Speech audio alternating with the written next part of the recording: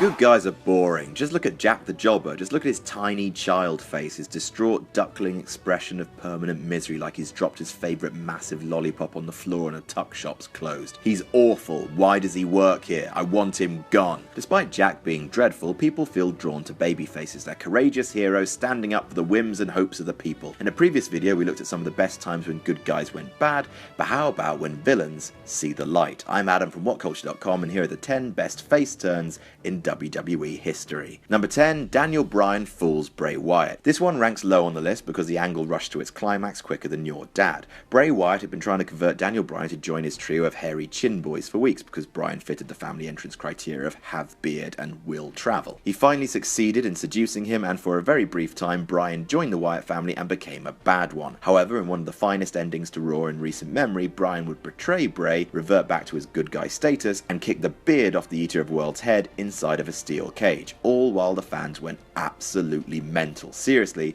there's never been a better yes chant. Number 9, Andre fires Heenan. Andre's heel turn featured on the last list, and now his face turn makes it onto this one, Sunrise, Sunset. Andre the Giant's journey to the dark side before WrestleMania 3 was hugely shocking because he'd been a babyface for so long, but the company stuck with the heel run for 3 years, allying him with Ted DiBiase, Bobby Heenan, and a bunch of other ne'er-do-wells. However, by the time WrestleMania 6 came around, WWF changed that. Andre was teaming with Haku as the villainous Colossal Connection with Heenan as their manager. His team lost at WrestleMania after Andre stood on the apron and barely wrestled at all during the match because of his failing health. Heenan got into it with Andre after the match and slapped him, which was not smart because Andre laid him and Haku both out to rapturous applause. In what would be his last WrestleMania, the Giant left as he had spent most of his career a beloved hero. Number 8, Luger slams Yokozuna. 1993 and Hulk Hogan was on his way out the company, famously refusing to job to Bret Hart as he did so. The champion at the time was a villainous Japanese Samoan Yokozuna, and Vince desperately needed a new face of the company. Choose Bret, said half the locker room.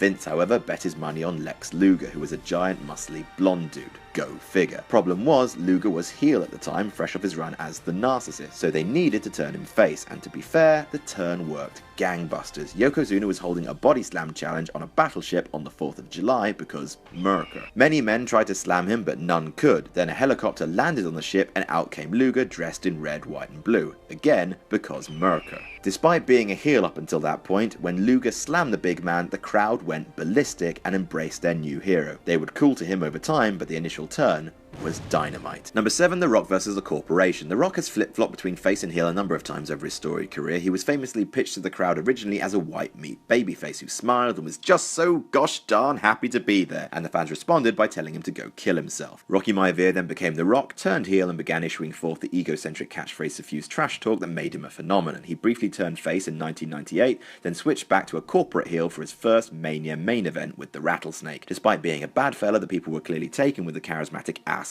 and following a Mania rematch at Backlash, WWF pulled the trigger on a face turn. Shane and the Corporation got on The Rock's face for failing to regain the title, accusing him of caring too much about the people. The Rock then transitioned into a feud with newly heeled Triple H, and the fans were given the green light to cheer him on with all their hearts, and boy did they. Number 6, Undertaker vs. Jake the Snake. The original spoopy dude of the WWF, The Undertaker debuted in 1990 and spent the first few years of his run as a fairly mute heel, letting his portly salacious crumb do all the talking and playing the mute immovable monster for heroes to conquer. This would all change in 1992 when he became embroiled in a feud between the evil Jake the Snake Roberts and Randy Macho Man Savage. Jake was hiding backstage ready to strike Savage and Miss Elizabeth with a steel chair like a damnable fiend. However, the chair was taken from his hands by The Undertaker. When asked on a funeral parlor segment, which were camper than hell, just whose side he was on, Taker told Roberts, "Not yours," and the crowd cheered him loudly for the first time in his legendary career. Number 5, CM Punk's pipe bomb. Well now, this wasn't intended as a face turn, was it? When CM Punk took to the mic in 2011 to unleash years of pent-up venom on the WWE Universe, he railed against the crowd as much as anyone else. However, he was so charismatic and daring in his invective that fans took serious notice, and when Chicago gave him one of the most deafening and iconic shows of support in his title match against Cena, to the bafflement of Stuffed Shirts Cole and King, he was turned overwhelmingly face. The summer of Punk was was a bit of a disappointment as a chiseled stallion once covered long ago, but as face turns go, it was one of the most electric